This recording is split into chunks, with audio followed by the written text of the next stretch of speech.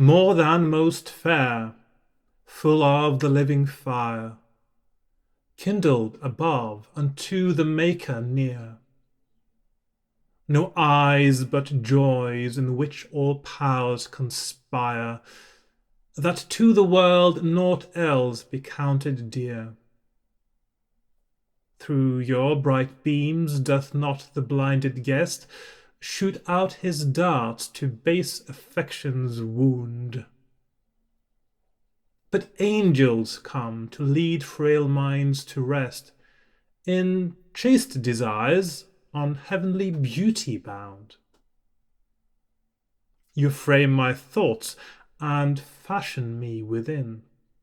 You stop my tongue and teach my heart to speak. You calm the storm that passion did begin, strong through your cause, but by your virtue weak.